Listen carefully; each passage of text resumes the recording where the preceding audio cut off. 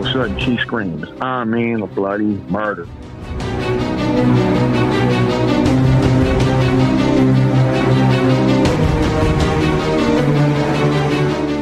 Whatever it was huge, it was big, it was massive.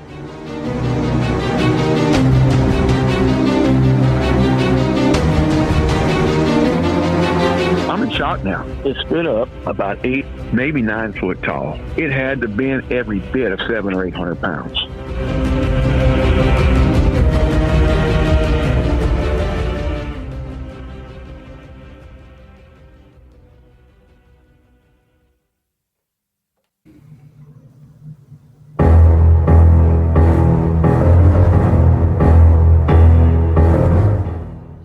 This is the Cryptid Creatures Podcast. I am Brian, and with me, as always, is my co-host Todd. What's up, buddy? You know, man, I'm just trying to get ready for the holidays. Christmas is around the corner. No, I'm not a guy who likes to do that kind of stuff, man. I'm not. I mean, just give me a list. One day, I just go do what I got to do, buy what I got to buy, get in and out. But you know, it's always so crowded and busy. But these days, maybe with Amazon, it's not going to be so bad. Who knows? Maybe. I mean, probably better to shop online than go into the store and fight in the crowds. Yeah. Do you do a lot of ordering online at all, or you fight the crowds? Or actually, yeah. Yeah. Don't we all in these days? Yeah. How cool would it be to be an Amazon driver and just drive around all day dropping gifts off and stuff? I mean, I'm crazy right now. Speaking of crazy, we have a crazy encounter tonight. We've got Steve coming on to talk about his Bigfoot encounter. Yep. It sounds good. That was in Arkansas, by the way. I don't think we have an Arkansas episode yet. So this was back in the day. This is actually back around the Fouke, Arkansas area. Yeah. So I'm really interested to hear what he's got to say and what happened to him, man. I know. I'm ready. I'm excited for this one. Let's bring him on. You ready? Yeah, let's get him. Here we go. Hey, Steve, thanks for coming on and talking to us. Yeah, you bet. Thanks for having me. Yeah, it's good to have you. Yeah, we appreciate it. Steve, you had a Bigfoot encounter back in 75. Where was that at exactly when you had that encounter? Well, that was in outside of Camden, Arkansas. I was stationed at Fort Pope back in the military when I was in the military. And back in 75, I was 19 years old, and my girlfriend lived outside of Camden, Arkansas, which is about a 4-hour drive away. So on weekends, we was off on weekends, so I'd go ahead and drive up there and stay over the weekend with her family. And they lived in a kind of an old country home out there, way out there in the woods, about 10 miles outside of Camden. And they had a farm out there. It was about 250 acres, and I'd go out there on weekends, and I'd help her daddy go ahead and build fence and, everything else. Of course, they raised hogs, they raised cattle and chickens and such. And I always loved anything to do with the woods and hunting. I've always hunted all my life. And this one particular weekend was a Friday night. I remember it very well, and it's funny when you have a traumatic experience, you tend to remember all the details crystal clear. 50, 60 years later, it's just the way it is, the way your mind works. And so I remember this like it was yesterday, even though it was back in 1975. But we were sitting in the den, and me and her and her family, and watching TV. It's about 9:30 at night, and her granny, who was an incredible cook, she had just finished dinner. We just finished dinner, and she was in the kitchen washing dishes. And all of a sudden, she screams, "I mean, a bloody murder!" It's like someone just stabbed a knife in her back. Well, we all jumped up. We all run down the hallway. It was a long hallway, and just riddled with gun racks on both sides, because her daddy was an avid hunter too, and so was her brother. So it was rifles and shotguns hanging down the hallway racks. Anyway, we got down there, and I was the first one to the kitchen, and I almost could have flipped over her. She was right there. Her granny was sitting right there on the floor at the edge of the door, and I almost could have flipped over. And she was sitting there pointing at the kitchen window across the kitchen over the sink, saying, "I seen it again. I seen it again. I seen it again." And I mean, her face was white. Her eyes were wide open, like she just seen a ghost. And so I'm thinking, she saw an intruder. Someone trying to break in the house. Evidently, her family knew exactly what she was talking about because she's seen it again. In other words, she found out later on that they all knew what it was, and it'd come around every once in a while. So I was in the dark. No one let me on to what we were going after. I'm thinking it's an intruder. And, being military, I was, an airborne ranger. I was ready to go ahead and jump and run right then and go ahead and make it happen. Well, her daddy said, grab guns. So we all went down the hallway, grabbed rifles and shotguns off the racks, and we went out the back door. And I remember the stairs were it was about 8 stairs because it was, the house was jacked up on stilts because it was close to the river, and evidently it would overflow every once in a while, flood out, so they had to have the house jacked up.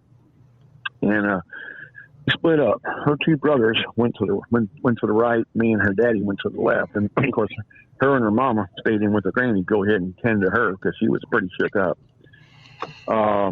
We went, and I remember going, and it was a bright moon. And you know how it is when it's really bright? The moon is super bright. It's almost like daytime, almost. Not quite, but a very strong glow. So I could see across the pasture. And the odd thing what struck me was all the cattle was across the pasture, and they were all the far end of that pasture, mooing making all kind of racket, like something spooked them.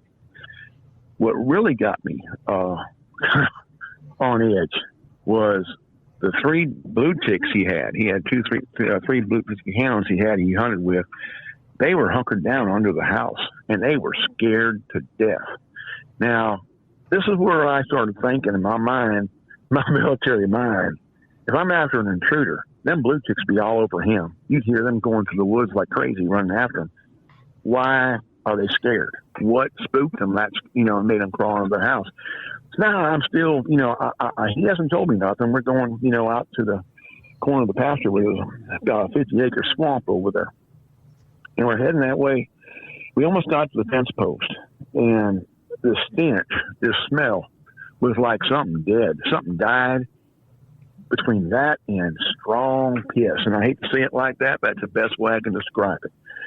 Being ex-military, or being, in the military at the time, when we would, go into, we call latrines, the bathroom outside in the woods, they have latrines out there. They were never clean. So you walk into them, you're smelling urine from 20 years ago, and it's strong and bad. That's what I related this to. It was that bad. It was that strong of a smell. It almost make you want to go ahead and lose your cookies right there and puke everywhere. And it gagged us. Anyway, we kept walking towards that fence post. We weren't 25, 30 foot away from that thicket right there in the swamp. And we jumped something up. Now, I'm used to jumping up deer when I hunt. And this was no deer. Whatever it was huge. It was big. It was massive, and it weighed. It sounded like a 2,000-pound rhino just going ahead and coming live, son. It tore through that. I mean, it went ahead and made a racket. It was ripping limbs, breaking. It was just crazy sound. And then all of a sudden, we both seen it. This thing clear the fence. When I say clear, you ever seen a deer jump a fence at standstill? They'll do it. They have very strong hind legs, like a rabbit. It just jumped and cleared that fence. That's 5 foot off the ground. Now, I helped them build that fence a few months earlier, and that's 4 foot cattle panel with a stretch of barbed wire over it. So it's about 5 foot off the ground. And this critter, it cleared that thing at jump start, son, like a track star. And when it hit the ground, right in front of us, like 25 foot in front of us, it was, I'm in shock now. Because now I know we ain't looking for no intruder. Well, I'm thinking, what in the world is this? And it stood up about 8, maybe 9 foot tall. It had to bend every bit of 700 or 800 pounds. And it was covered in long stringy hair. Now, I never looked at us. I never seen its face. So I want to make that clear right now. I never seen its face. It was sideways to us when it hit and jumped, and it hit that ground. It ran away from us. It didn't try to charge us, didn't try to aggress us. It ran away from us, and that's probably the only reason why I didn't go ahead and unload my weapon on him. If he tried to charge us, I'd have unloaded and went ahead and reloaded again. But it ran away from us, and it ran like a man. It was about, like I said, it was like 8, 9 foot tall, but it went ahead and ran like a man. The arm swing on this thing was unbelievable, and the foot, how its leg spread. I mean, as it ran, must have been 5 or 6 foot, and it ran away from us going to their end of the pasture. And in the moonlight, you can see it. Now, I couldn't tell because the moon was bright, but I couldn't tell if it was black or brown hair. All I know is darker hair. But it was black or brown or mixed, and it was long and shaggy. And as it ran, you can see it just bounce all over its body.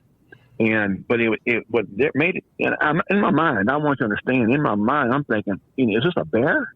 Because I've seen many bears, and before this was no bear. This thing here had broad shoulders, like a man, like a bodybuilder. And it stood upright, and it ran like a man. Now, I'll tell you right now, I've seen grizzlies, I've seen black bear, I've seen sugar bears, I've seen bears walk, I've seen bears run. I've never seen a bear. A bear can't run like that. It just can't. Its leg structure and hip structure won't allow it. So it can walk upright. A bear can walk upright. It sure can. It can stand upright. It can walk upright, but it can't run. It has to follow all fours to do that. It's physically impossible for a bear to run like a man. And a bear also has sloped shoulders. The shoulders are sloped. These were broad, like Lou Ferrigno, the Incredible Hulk. You remember that movie back in the day? Oh, yeah. How he looked. How big he was. Imagine him 5 times bigger, and about 3 foot taller, and about 400 pounds heavier, covered in hair. And you get what I'm looking at right now. I mean, it's exactly what I've seen, minus the green. But he was running away from us. Like I said, I was shocked, and of course, her daddy had a flashlight. He was so nervous. He was waiting on here, but we could still see it going, run away from us. It went across the field, and we heard a major crash. And we didn't know what that was till the next morning, because wherever it went through, and I'll explain that here in a second, and I heard that crash, it let out a roar I ain't never heard in my life. And I'm going to tell you right now, being ex-military, I've been all over the world. Stationed all over the world. I've been all over the United States, everywhere. Fort Bragg, North Carolina, Fort Benning, Georgia, Fort Stewart, Georgia. I've been everywhere. Fort Polk, Louisiana, everywhere in the woods. Spent a lot of times in the woods. As a ranger, we were always in the woods, and training. And I've seen all kind of critters. I've heard bobcats. I've heard panthers. I've heard owls. I've heard coyotes. I've heard wolves. I've heard all kind of critters in the woods scream and holler. I had never heard a roar like this in my life. It made the hair back of my neck stand up, son. I never forgot that. And it sounded like a panther. How a panther screams. You ever heard a panther scream? Like a woman screaming. And then it ended like an elephant almost. It was it echoed through the woods. I mean, it made you want to cringe. Well, by that time, here come her brothers around the curve, around the corner from the house. They said, "Did y'all hear that? Did y'all hear that?" And I said, "Yeah, we've seen it. We didn't just hear it. We've seen it." And so they were, "What? You seen it?" And I said, "Yeah." Well, her daddy, he's coming unglued now. He says, "Man," he said, "Look," he said, "I don't know what to do. This is coming around here all the time. We don't know what to do." So you've seen this thing before? He said, "Yes, we have." And, I didn't really get on to him, but I said, "I wish you'd have gave me a heads up of what we were going after." He said, "I didn't have time." He said, "I'm sorry about that, but I didn't have time." He said, we had to see if we can find it. Well, we did find it. And, we found it. And anyway, so once things calmed down a little bit, of course, the girls here, her making a racket outside, so they come to see what's going on. And we calmed down a little bit. We were all adrenaline was running. And her oldest brother was 6'4", tall, skinny fella. So just kind of like for, a size comparison, we went ahead and we had him stand under the kitchen window because the house was stilted up. I remember it was jacked up. And he raised his hand up as high as he could. 6'4" fella. He raised his hands up. His fingertips were probably about 7 foot in the air, at the tip of his fingers. And he could barely touch the bottom rim of that kitchen window, which pretty much put in context, whatever looked in that window had to have been 8 foot tall or taller. So we're like, my God, which pretty much verified what we've seen. Like I said, we never saw its face. So we went inside the house and talked to Granny. She was calmed down pretty good then. And we told her what we saw. And she started crying. And she said, she was real nervous. She goes, I've seen this thing a few times before. And she said, it looks in the window at me every once in a while. And she said it was like a man's face, big man's face. It covered almost a whole window. And that was a good-sized window. And she said there was hair all around the head, its head, but no hair on its face. And its eyes were glowing red. And that threw me off because that's sci-fi stuff to me. I mean, I'm not doubting her. I didn't doubt her at the time. I just thought, these are old country folks. This gal was in her 60s. Of course, I'm in my 60s now, but she was a little older than I am right now. I'm 64. She's about 68, 69 back then. And old Pentecostal people. I mean, these people were Pentecostal, very, very religious. And so that's why I'm like, wow, well, she saw, because we saw the body of it. So obviously she's telling the truth.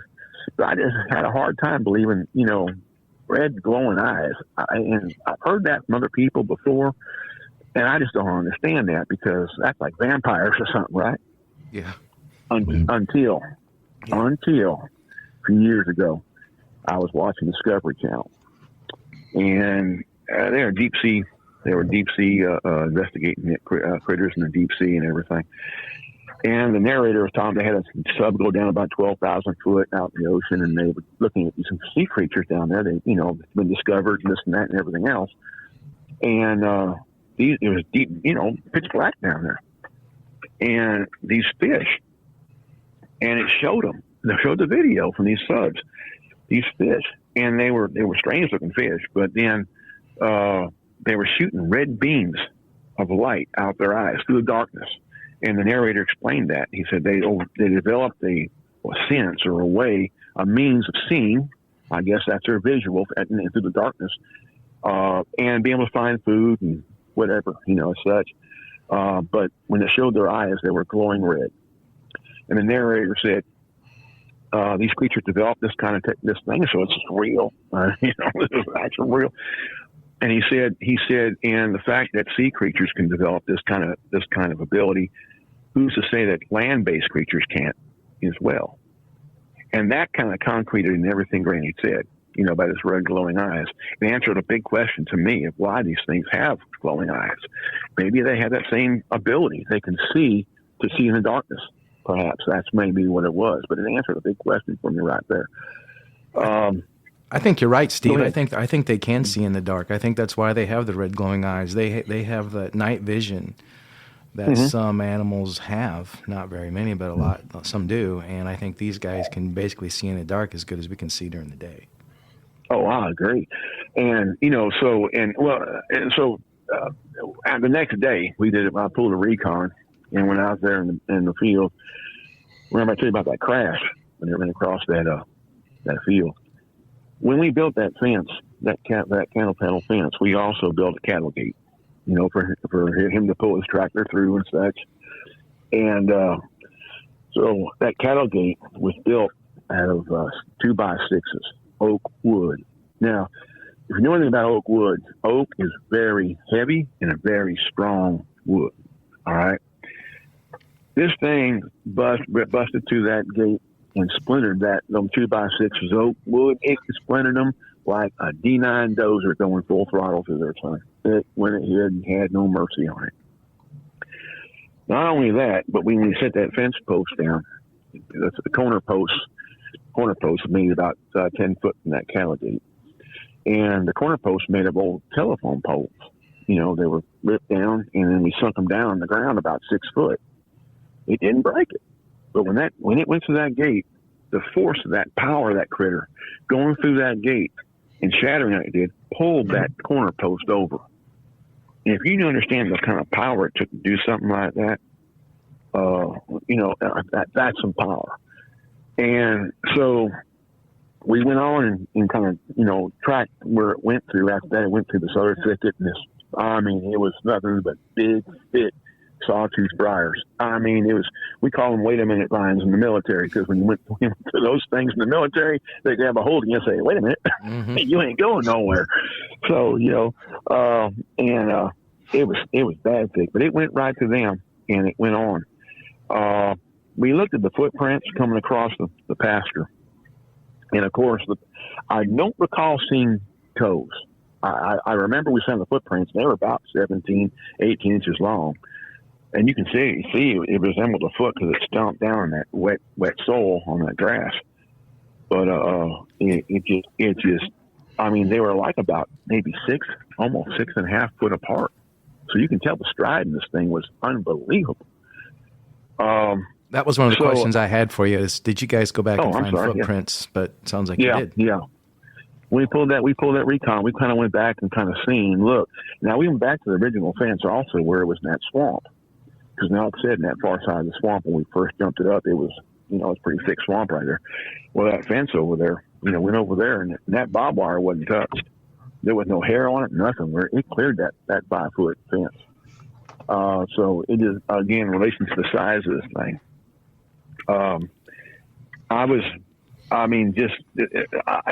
these things. And so when I go ahead and hear other people's stories who've seen these things, stench, smell, glowing red eyes, long shaggy hair, how it moves, how it runs, it all falls in coalition with, what we saw in verification of that. Now, I wanted to put this in there also. You ever heard before the Boggy Creek Monster in Clark, Louisiana, or Clark, Arkansas? Mm-hmm. Clark, Arkansas is right on the other side of the border of Shreveport, Louisiana. And I've been there before several times, too. Matter of fact, Camden, Arkansas is not but maybe about an hour's drive from Clark, Arkansas. So you get an idea right there, relation.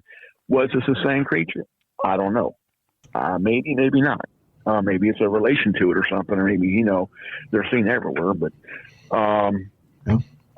when I was down there at the museum, Bigfoot Museum over there in the plot here about 4 months ago, and I was talking to the feller who owned it, the old feller, and he told me, he said, I've never seen one. He said, but he said, the sheriff that seen, this one here, and, when he showed me all the paperwork on it and everything else, he said, man, he said, this is back in 71 when they seen it. Well, I seen this one in 75, a few years later.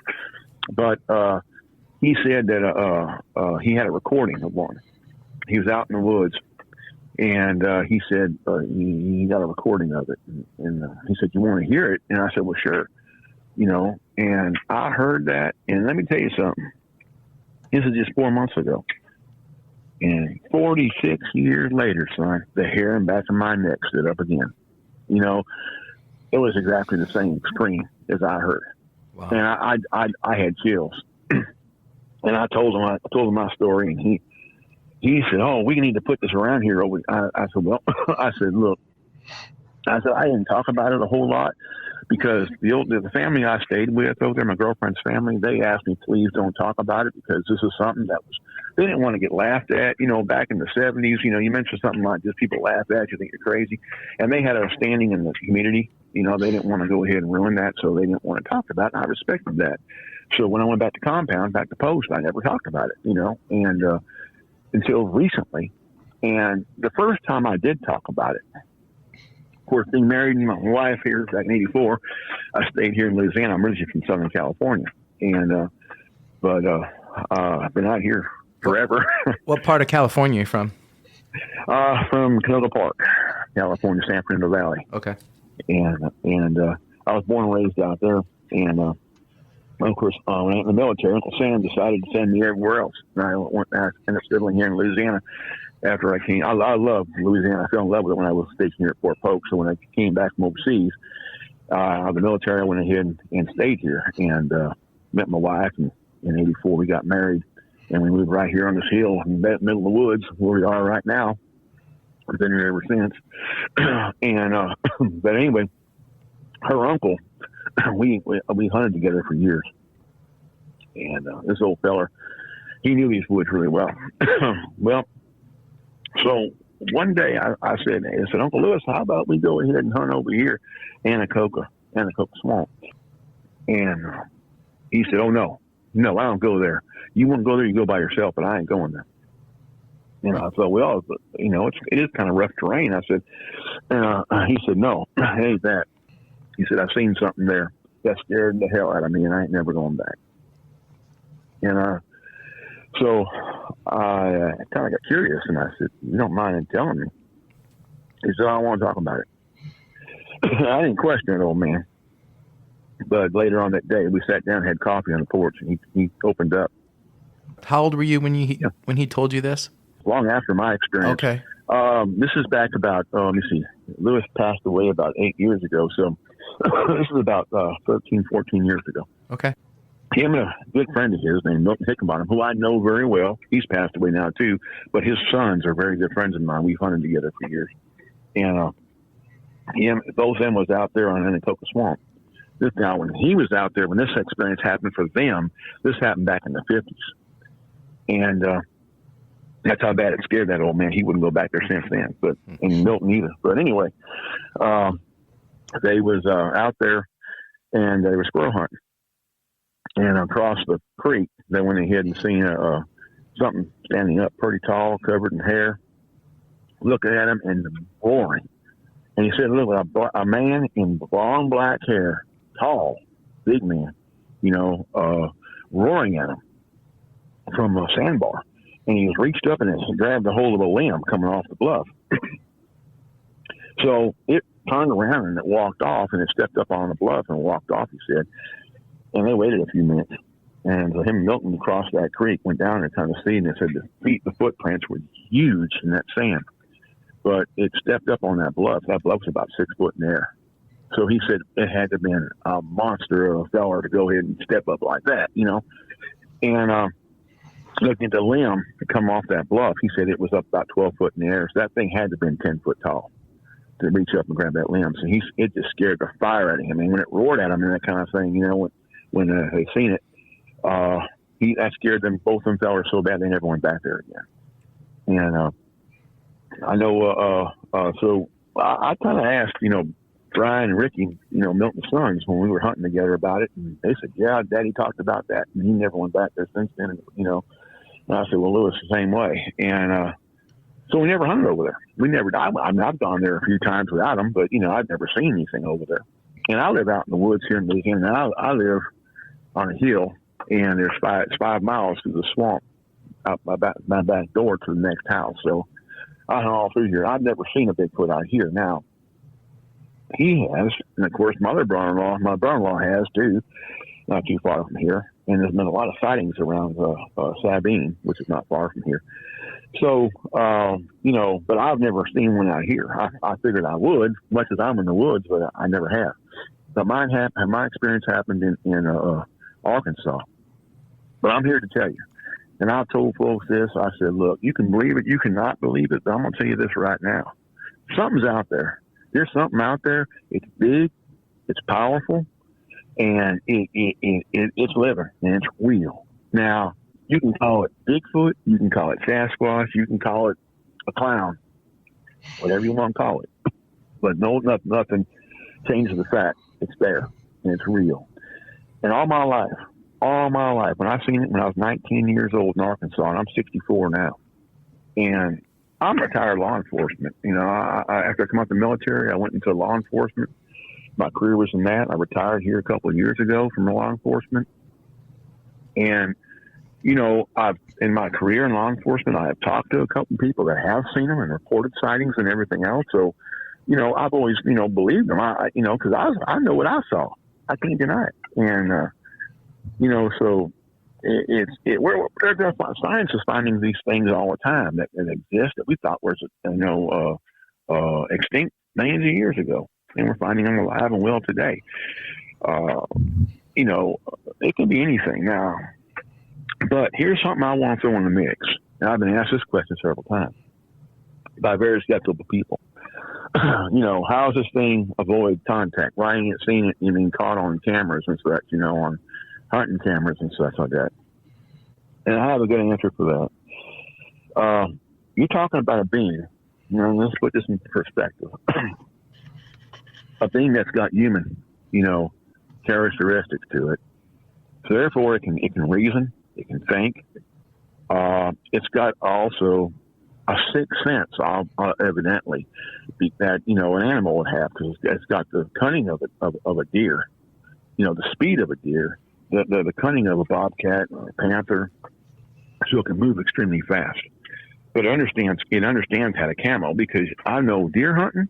Let me tell you something. I've been deer hunting all my life, and I know how to deer hunt, how to track a deer and everything else. But I'm gonna tell you right now, a deer can hunker down in a bush, and you'll never see him. He'll sit still and not move. A squirrel, you ever squirrel hunted? Same way. They're sitting on a limb in a tree, and you can't see them, until they move. Animals have that ability to do that, to camouflage themselves, because all camouflage is breaking up your form, basically. All it is. No movement.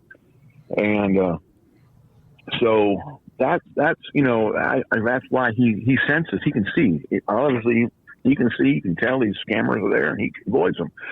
He got that human intelligence and that animal ability to go ahead and So that's my personal aspect on it. But appreciate you for your service, first of all. Thank you. Yeah, thank you. No problem. You bet. You said you saw this thing in 75, and you're near Falk, Arkansas. You are. I'm looking on a map here where you're talking about where you saw this thing. That movie was filmed in 72.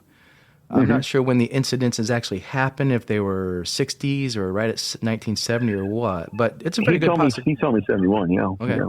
So it's a really good possibility you saw the same creature or a relative of the same creature. Yeah. Do you think? I figured as close as I was to it, but yeah, we weren't that far down the road from where Falk is. And so, and talking to different people that, have seen them. And like I say, there's something, it's here. It's alive. It's well, it's been here for a long time. Now I've heard people say that it comes from other planets. I don't know. I mean, it's possible. I'm not knocking anything out of there. I mean, anything's possible. It could be from another dimension. I don't know. But there's, the only thing I can tell you right now, as what I've seen and what I never forgot. And I never will forget. How long do you think that thing was looking in your girlfriend's grandmother, I believe it was? She said she'd seen it before. Yeah. How long was this thing peeking in her window before you guys were over there and going out and chasing it away? She's seen it several times in the past. And I mean, she didn't give me a time frame, but she said she's seen it before several times, and occasionally it would look in the window at her. Now, she said it never tried to break in the house. It never tried to go ahead and attack her. Of course, her daddy told me that he never tried to attack him or, anything. But evidently it wasn't aggressive.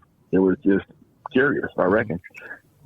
Curious, and it got mad because you guys called it out and chased it off, apparently. When we got over there, we went after it, yeah. And, when it saw us coming closer, when it was hunkered down over there in that swamp, when it saw us getting close to it, it jumped up and it decided to move. And when it did that, that's when and we're close to it. Like I said, and it wasn't something like, a half mile away or 100 yards away. We're 25 foot from this thing. So, and in the moonlight, in the bright moonlight, there's no mistaking what we saw. The only thing I didn't see was his face, like I said. But looking at the body of this thing, and like I said, I've run these things from mind. Was it a bear? Was it? No, it wasn't a person. And no, it wasn't. It wasn't. There's no way. And so this thing was an animal. It was a creature of some kind, and it was real, and it's there. That's all I can tell you. But it scared the bejeebies out of me, and enough to know that, 46 years later, I'm still thinking about it. And 46 years from now, God willing, if I'm still hanging around, I'll think about it then too. Do you still go out in the woods and hunt, Steve? Oh, all the time. I do got to say, I do got to put this out there. I mean, I go out there all the time. I squirrel hunt, rabbit hunt, deer hunt. In the back of my mind, when I'm by myself out there and I go way out here in the swamp, what if isn't always in my mind? What if I see one? And people ask me, why don't you do them tree knots and such? Hey, look, I'm not understand. what I seen. I didn't look. I didn't want to see it. I seen it. Regardless, I don't think I want to call one up and see him. I just don't want to do it. So I what I seen, that's good enough for me. No, I don't blame you. But yeah, I'm just telling you. My experience in one of it now. Not aggressive. There's people here in Louisiana that have had experiences where they've attacked their dogs and such. I don't know, but I've never. My experience was not aggressive at all. So. In the beginning of your story, you were talking about the hounds or the dogs there and how they kind of hunkered up against the house. And I hear that so many times. We hear that whenever there's stories about Bigfoot and there's dogs involved, dogs will not go around these things for whatever reason. They'll attack anything in the world you train them to. Mm-hmm. Dogs can be trained to attack anything, way bigger than itself, and they will. But when it comes to these things, there's something about them. They just know better. They won't go near them. Well, I can tell you this, the times I was there, 'cause I went there every weekend, like I said, to visit with them and help them out on the farm. And, when they got a visitor here and there, them blue ticks would go crazy, son. You'd hear them, and they go hollering and making a racket. When I saw them hunkered up under that house, something struck me. Something's weird. Something's wrong. And then the cows, we had in the pasture. And he had about 20 head of cattle, and they were all on there moving, going crazy, making a racket. So there's, I kind of put one on one together in my mind. Something's not right. Is it an intruder out here? These things be going, dogs be going crazy. The cattle, what would run them off? So I'm trying to go ahead and get a gist of what's happening. When we hit that smell and everything else, and that thing jumped up, of course, the world came alive real quick, and we got our answer what we were looking at. Yeah, you did. There was no feller, so that's when I understood why a lot of dogs I'd be hunkering under that place too. Right. But well, you talk about how her family too was, religious, Pentecostal, so to speak, and knowing a little bit about that myself, being raised that way. If those people tell you they saw something, they're not making it up. They're God-fearing people, and they will be honest with you. So yeah, I believe 100% that they were seeing something. And you talk about how these things can get away and hide in the woods, and people's like, well, why don't we see them more? Why don't we do this? Yeah, I mean, they've developed special things like night vision, or they have night vision. They live in the woods, deep in the woods. They know their environment. We don't. As humans, we're not, unless you spend all your time in the woods, you're not used to hearing a different sound and knowing that's something new. I got to get out of here. I got to back up. Or I got to go hide. These things know that. Right. They know when you're in the woods. Mm-hmm. Yeah. Well, if you look at this, I understand this thing's half human, half animal. So it has the best of both worlds. It has the reasoning, the thinking, the ability and intelligence of a human, and it has the speed, the ability to hide of an animal. So, and the third, understand that sixth sense. Look at a dog. If you have a dog and you're sitting on the front porch or you're sitting in the house, whatever, and all of a sudden that dog's ears raise up, you don't hear nothing. That dog hears it. It knows it before you hear it. So you can imagine what these creatures have, that sense. They can sense when people are coming around. They can sense, they know what a trail camera is. They know what that is. They have the human intelligence. They know how to spot these things, even if they're camoed. It doesn't matter. Mm-hmm. They know, and they can sense these things. And I think they have an ability to go ahead, an advanced ability that humans, we don't have, that they have, that they can go ahead and, sense things and this and that and everything else. I know being, ex-military, and we were taught, true camouflage. And, friends of mine tell me, I'm going to wear some real tree and I'm going to wear this and, this and that and everything. And that's fine. That's fine. But in the military, they taught us real camouflage, true camouflage. It's nothing more than breaking up your form and blending into your surroundings. That's what actual camouflage is, and it's not just wearing sticks and limbs, it's literally going ahead and blending into the surroundings. And that's what a camouflage situation is. And these animals know that. They understand that. And so, having a human intelligence, I believe they're able to keep above us on that. And, I agree too. Yeah. And you said you think these things are half human, half ape or whatever. I kind of agree with you there. I do. I think that I think there's some kind of species that developed both sides of the fence, and they do have the intelligence of humans, not as advanced as we are. I don't think they can start fires. Maybe they can, I don't know. But they're smart enough to know their environment and to know how to stay hidden and to stay away. Definitely. Well, you're right, exactly right. And I'll tell you something, too. I've had some people tell me, well, these things exist. Why haven't we found skeletons? I've hunted all my life. All my life, I've hunted. When I lived in California, I hunted up Northern California. When I, here in Louisiana, I'm all over. I've hunted through these woods. I mean, thickets and everything else, and these swamps. In all the years, and I'm 64 years old, and all the years I've hunted, I have never come across a deer skeleton in the woods. Yeah, now, or a bear, probably, or anything like that. Right. So I mean, people say, well, how can we ain't found the Bigfoot skeleton? How can we ain't found a deer skeleton? How can we ain't found it? Exactly right. And so, I mean, you find a cow skull every once in a while and cow bones, that's it. But you don't, and so it's understanding, that this thing is part animal and part human. Evidently it has the best of both worlds, and I respect it. I'm going to tell you this. I respect it. I respect it because of the fact that it's here. It is existing. It's with us. Folks can say what they want. Well, Steve, maybe you're an old feller, man. You just going senile. Hey, man, this happened when I was 19 years old. And I remember it like it was yesterday. We all saw it. I wasn't by myself. And, I can't deny what I saw. And I tell people that all the time. You can doubt me all you want to, but I can't deny what I saw. I have to tell you. And they ask me detail. I tell them I never saw its face, and I'm gonna tell you if I saw it, I tell you. If I didn't see it, I'm not gonna say I saw it.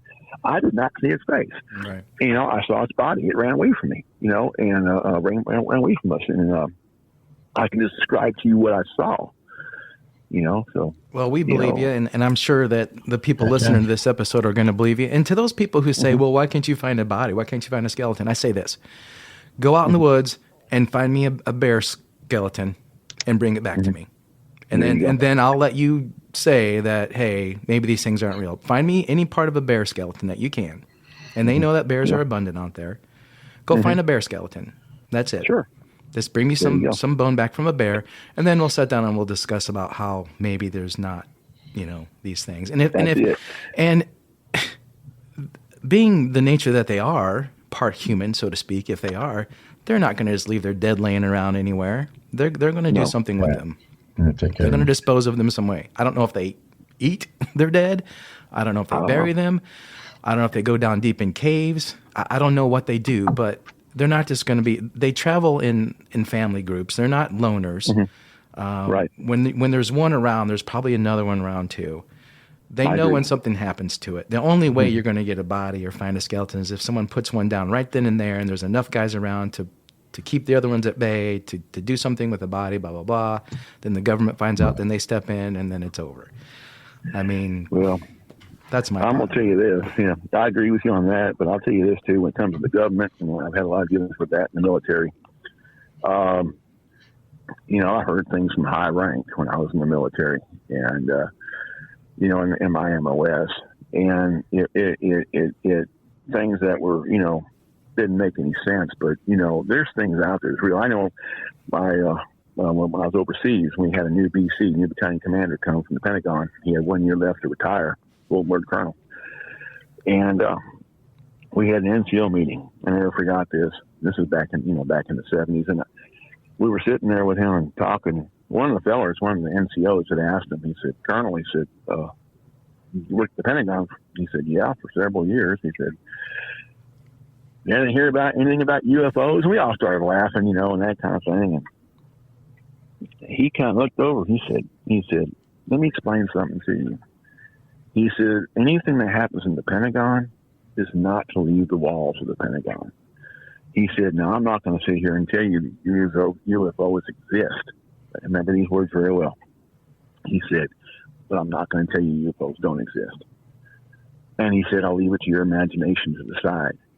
He said, but whatever you think in the back of your mind, the little thought in the back of your mind that pops up as soon as I just said what I said, believe that. I never forgot that, because in the back of my mind, I thought that, yep, they're real. Right. So, I mean, there's a lot of, you know. Oh, I'm going to tell you something else too, real quick. I don't mean to tie y'all up. You're fine. But while we're on that subject, 1972. Because I was back in California back then, and my aunt and uncle, they were missionaries up in Nome, Alaska. They've been up there in Nome, Alaska since the 50s. They come to visit, and this is right before I went to the military. And they come to visit, and we were sitting around the kitchen table talking, and they were telling us a story about how in Nome at nighttime they would go to bed. Everyone was scared to go to bed at nighttime, you know, and Nome for some reason. But she said these tall white birds would walk into their house. So I don't know how they get in. They said never said, but they'd walk in their house, come to foot their bed. And they were about 4 or 5 foot tall, and they were white, and they had big black eyes, and they were like owls. And they'd look at them, and they said they couldn't move. They both were wide awake, and they couldn't move, and they didn't know what they were. And it scared them, and they had friends there who know that were seeing the same thing. And so they thought, you know, of course, being missionaries, automatically they were demons, you know, that sort of thing. Of course. So, I blew that off, you know. I mean, I believed them, you know, because that's my, you know, aunt and uncle, and they're both missionaries, and they're very strong Christian people, of course. Fast forward to 2010 and 2012, whenever it was, and I watched a documentary called The Fourth Kind, about people in Nome, Alaska that were seeing these white birds walk into their rooms, and they thought they were white birds anyway until they got put under hypnosis and found out they were, you know, gray aliens or something. And that kind of shocked me. I said, whoa. And so I had friends of mine say that was a bunch of BS because that's a movie and that documentary was not real. I thought, well, wait a minute. I heard the same thing 40-some years earlier from my aunt and uncle who were missionaries in Nome, Alaska. So just the icing on the cake there. There's a lot of stuff that goes on in Alaska. I'd love to talk to some people from there. I'll tell you what. And hopefully we can someday soon. Do you think that in our lifetime, Bigfoot will ever become known to science? I'm going to go ahead and answer that question like this, the best way I know how to answer it. We'll find out about it.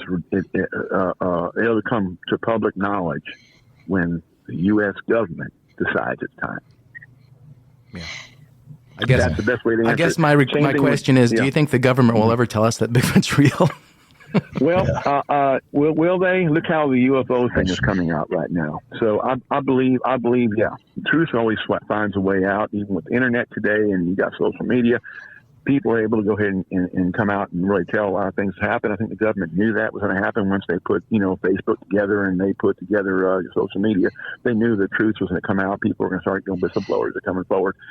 So educating people on what's really going on.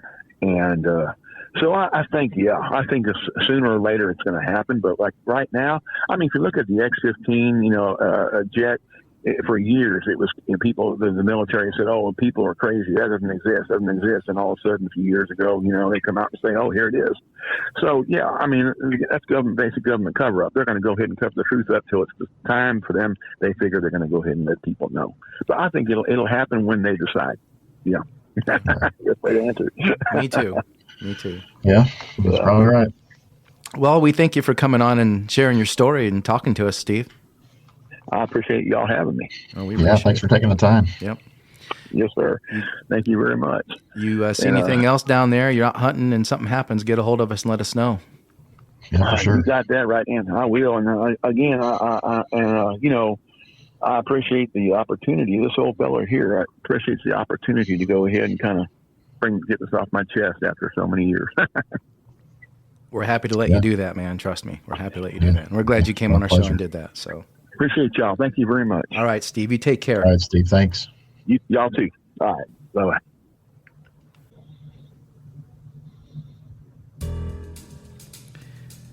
So what do you think? You think that was possible? That thing could have been related to the creature they talked about in the movie, or what? Yeah.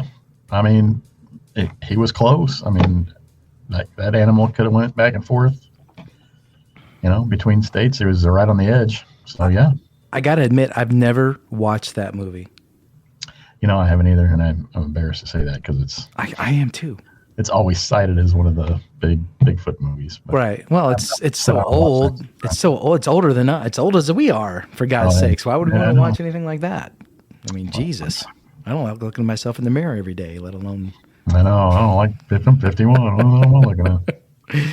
Oh, crap. Yeah. I tell you what, I just keep loving these guys coming on and telling their stories and listening to this stuff. I know, and they're so good. One thing that when we got started with this, man, it was just like, I just want to hear people talk about their encounters, and that's the cool part of this. Hear the reaction, hear the inflection in their voice. Yeah, absolutely. And him being law enforcement and military, I mean, there's credibility there. You've got to admit. So, and I know that we don't always video these things, but we can see them most of the time, and their facial expressions and everything are real. Right. A lot of people want to come on. They're reluctant to talk about it. They definitely don't want to be videoed, and that's fine. We get that. We're happy just to hear their stories. Oh, heck yeah. And spread it out there. Yeah, and we'll even, if you guys don't want to come on, if you don't want to talk, if you're afraid to talk on a recording or on the air, send it to us in writing. We'll read it. I mean, we'll omit your name if you want us to, or just tell us what you want us to do. Yeah, we want to get your stories out there if you want to be heard one way or the other. So, email us at info@cryptidcreatures.co.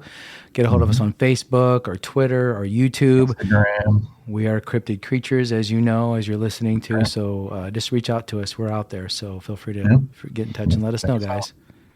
Brian, as always, man, great hanging out. It's a pleasure, man. Heck yeah. Always fun. You have a good one, man, and we'll talk soon. We'll talk next time. Yep. See ya.